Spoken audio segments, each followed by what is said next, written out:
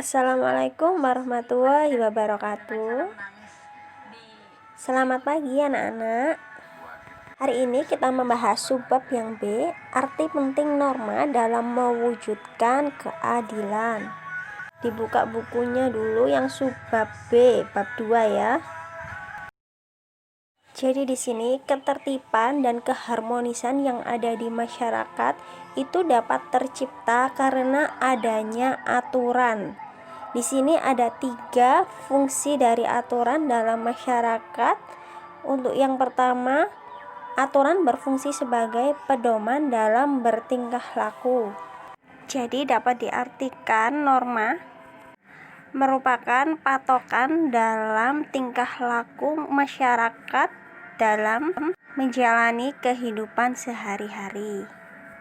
Untuk yang kedua, menjaga kerukunan anggota masyarakat.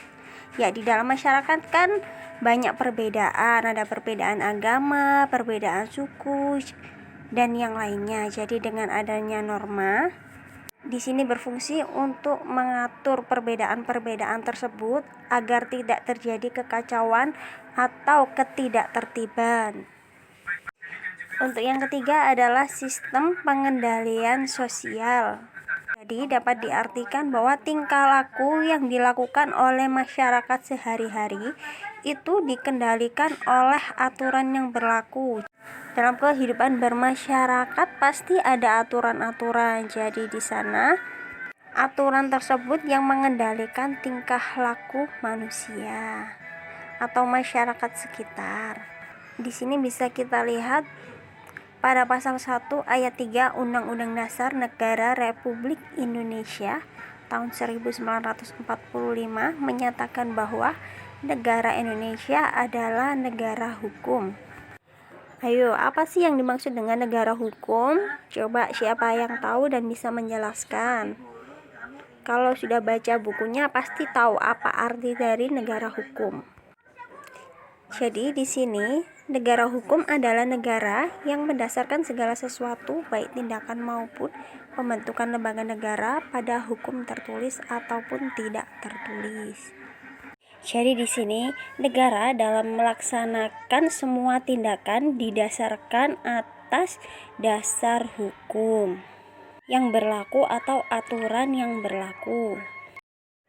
Menurut Albert Van Dissey, negara hukum mengandung 3 unsur. Yang pertama, supremacy of law. Jadi di sini jika ada seorang warga melanggar hukum, maka harus dihukum dan tidak boleh ada kesewenang-wenangan.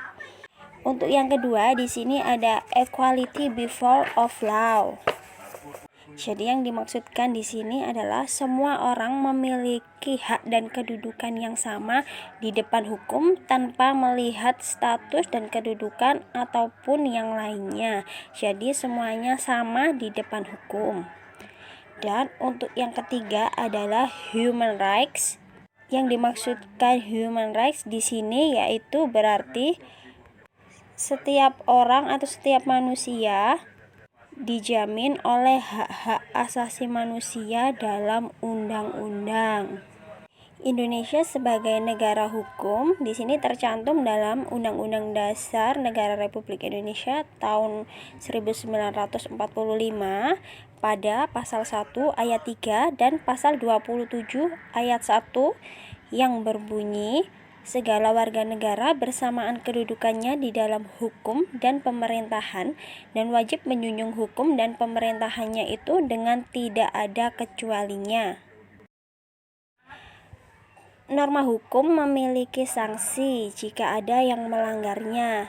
Oleh karena itu, norma hukum berlaku dan bersifat memaksa, sehingga norma hukum lebih ditaati oleh masyarakat dibandingkan norma yang lainnya. Di sini jika ada pelanggaran norma hukum, maka langsung ditangani oleh pihak-pihak yang berwenang seperti polisi, jaksa, maupun hakim. Di sini sudah diambil secara garis besar ada 4 fungsi norma hukum. Untuk yang pertama, Fungsi hukum memberikan pengesahan atau yang disebut dengan legitimasi terhadap apa yang berlaku dalam masyarakat.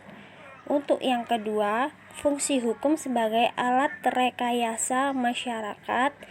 Dan untuk yang ketiga, fungsi hukum sebagai sarana pembentukan masyarakat, khususnya sarana pembangunan. Dan untuk yang terakhir, fungsi hukum sebagai senjata dalam konflik sosial. Jika ada seseorang yang melanggar hukum, maka harus mendapatkan sanksi agar tercipta keadilan sesuai dengan tujuan hukum, yakni terwujudnya keadilan dalam kehidupan masyarakat. Jadi di sini setiap orang yang telah melakukan tindakan yang melawan hukum harus dihukum, tidak melihat bahwa ia adalah seorang pejabat ataupun polisi ataupun rakyat biasa, itu harus tetap dihukum dengan hukuman yang telah ditentukan. Tidak boleh pilih-pilih. Jadi semuanya kedudukannya sama di depan hukum seperti yang sudah Ibu jelaskan tadi. Satu unsur dari negara hukum yaitu equality before of law. Jadi setiap orang itu sama di depan hukum tanpa membedakan status mereka. Untuk yang selanjutnya kita membahas nilai-nilai keadilan harus terwujud dalam kehidupan bersama adalah sebagai berikut. Jadi ini nilai-nilai keadilan ya. Untuk yang pertama, keadilan distributif, yang artinya hubungan keadilan antara negara terhadap warga negaranya, yang artinya pihak negara wajib memenuhi keadilan setiap warga negaranya. Dan untuk yang kedua, keadilan legal. Di sini merupakan keadilan antara warga negara terhadap negara. Jadi kebalikannya dari yang tadi. Jadi di sini warga negara wajib memenuhi keadilan dalam negaranya, misalnya mentaati peraturan perundang-undangan yang berlaku. Dan untuk yang ketiga ada keadilan komutatif. Ini hubungan keadilan antara warga negara yang satu dan warga negara yang lain. Di sini terjadi hubungan timbal balik. Ya, sekian untuk pelajaran hari ini. Apabila ada yang kurang jelas atau ada yang ditanyakan, boleh chat langsung di grup, boleh pakai voice note biar semua temannya tahu, atau langsung chat di Bu Evi juga boleh. Wassalamualaikum warahmatullahi wabarakatuh.